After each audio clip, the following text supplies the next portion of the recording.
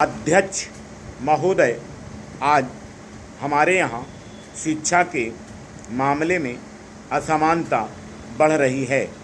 बच्चों की सीखने की क्षमता और प्रतिभा में अंतर तो हमेशा ही रहेगा, लेकिन मुझे ऐसा लगता है कि हमारी शिक्षा प्रणाली का झुकाव संपन्न वर्गों की ओर अधिक है और गरीब उपेक्षित रह जाते हैं। इस स्थिति को हम कैसे बदलें और जो लंबे समय से वंचित रहे हैं उन्हें कैसे अधिक से अधिक अवसर दें। अनौपचारिक शिक्षा पर जो बल दिया गया है और जो यह कहा गया है कि अगर युवाजन तथा अन्य लोग चाहें तो पत्राचार पाठ्यक्रम द्वारा शिक्षा तथा आवश्यक हो तो डिग्री प्राप्त कर सकते हैं, उसका मैं स्वागत करती हूँ।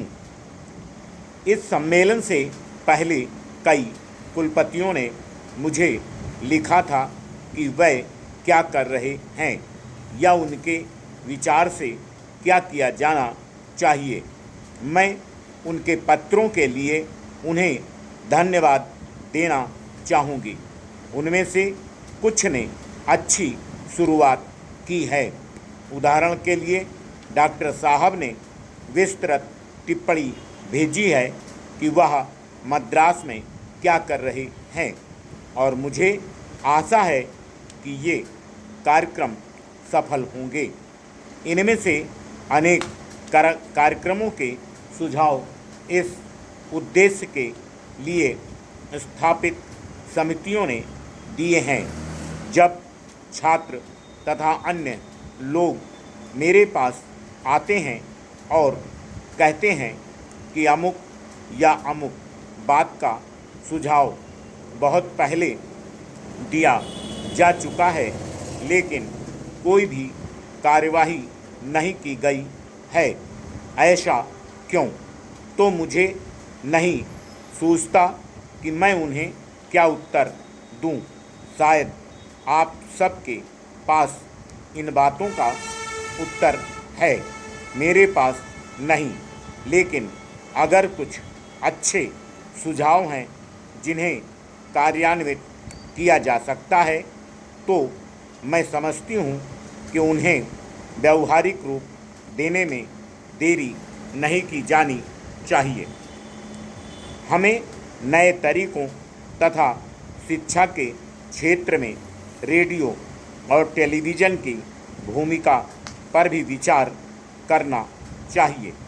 जब हमने टेलीविज़न की शुरुआत की तथा रेडियो का भी विस्तार किया तो विचार यह बिल्कुल नहीं था कि उससे शहर के लोगों को एक प्रकार का मनोरंजन सुलभ होना चाहिए।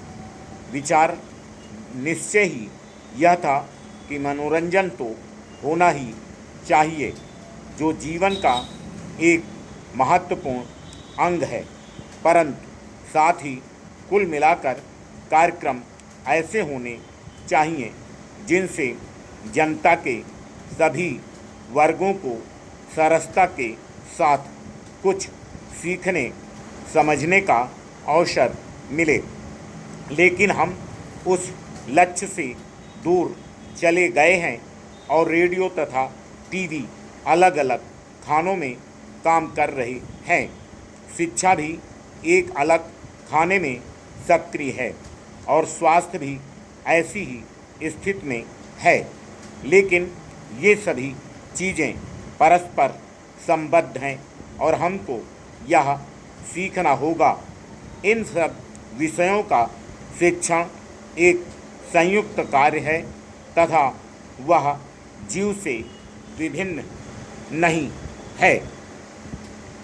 इस मामले में संचार उपग्रह कार्यक्रम विशेष रूप से दिलचस्प है। मुझे आशा है कि उसे जारी रखा जा सकेगा। वह शताब्दियों को जोड़ने वाला सेतु है। वह विज्ञान की कुछ नवीनतम खोजों को हमारे देश के पिछड़े क्षेत्रों तक पहुंचा रहा है। Full stop. नेक्स्ट। महोदय, आधुनिक युग तनाव का युग है। प्रत्येक व्यक्ति अपने जीवन के किसी न किसी मोड़ पर तनावग्रस्त होकर इसका खट्टा मीठा अनुभव करता है। वैज्ञानिकों का विचार है कि शिशु जिस परिवेश में जन्म लेता है, पलकर बड़ा होता है, उसमें रहने और कार्य करने के लिए अभ्यस्त हो जाता है, परंतु उससे भिन्न परिस्थिति में पड़ जाने पर विभिन्न प्रकार की कठिनाइयों का अनुभव करने लगता है। यही कारण है कि मैदानी क्षेत्रों के निवासी उच्च पर्वतीय स्थानों पर जाकर और पर्वतीय क्षेत्रों के निवासी मैदानी क्षेत्रों में आने पर गर्म स्थानों के रहने वाले निवासी ठंडे स्थानों पर जाने पर ठंडे स्थानों के निवासी गर्म क्षेत्रों में जाने पर वहाँ की परिस्थितियों को अपने प्रतिकूल पाते हैं। यही नहीं, शुष्क गर्म क्षेत्रों के निवासी आर्द्र गर्म क्षेत्रों में जाने पर और आर्द्र गर्म क्षेत्रों के रहने वाले व्यक्ति शुष्क गर्म क्षेत्रों के जाने पर व्याकुल हो उठते हैं। वस्तुतः किसी भी प्रतिकूल और चुनौतीपूर्ण परिस्थिति में पड़ जाने पर व्यक्ति अपने आप को उस स्थिति के अनुकूल बनाने का प्रयास स्वतः करने लगता है।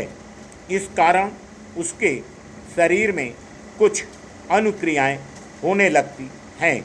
बाह्य अथवा आंतरिक कारणों से परिवर्तित परिस्थितियों में किसी भी जीवधारी के शरीर में होने वाली इन मनोशारीरिक अनुक्रियाओं को तनाव या स्ट्रेस के नाम से जाना जाता है। किसी भी तनाव का हमारे शरीर और शारीरिक क्रियाओं पर प्रभाव पड़ता है। वास्तव में देखा जाए तो जन्म से मृत्यु तक सदा साथ निभाने वाले ये तनाव हमारे लिए आवश्यक भी हैं। जब हम हल्के तनाव में होते हैं तब हम अधिक सचेत और जागरूक रहते हैं और तनाव का हमारी कार्यक्षमता पर अनुकूल प्रभाव पड़ता है। परीक्षा के दिनों में विद्यार्थी बिना थके हुए काफ़ी समय तक जब जमकर पढ़ाई कर लेते हैं। किसी भी खेल स्पर्धा से बहुत पहले से ही खिलाड़ी जी जान लगाकर जीतने की तैयारी करने लगते हैं और सफल भी होते हैं, परंतु प्रत्येक व्यक्ति की तनाव सहन करने की सीमा होती है। यदि तनाव से जूझने के लिए व्यक्ति को अधिक समय तक सचेत रहते हुए अत्यधिक प्रयास करना पड़े अथवा यह निर्णय लेने में कि तनावजन्य परिस्थितियों का मुकाबला करना है या उसको छोड़कर भाग जाना है, अधिक समय लग जाए और अनिश्चय की स्थिति बनी रहे तथा तनाव को सहने की सीमा पार हो जाए तो उससे जूझने की हमारी शक्ति क्षीण हो जाती है। तब हम अनेक शारीरिक और मानसिक बीमारियों की चपेट में आ जाते हैं। तनावग्रस्त होते ही हमारा तंत्रिका तंत्र सक्रिय हो उठता है और शरीर में कई प्रकार की जैव रासायनिक क्रियाएं प्रारंभ हो जाती हैं। इनके फलस्वरूप मनुष्य उस तनाव से जूझने या उस स्थिति से भाग निकलने के लिए अपने आप को तैयार कर लेता है।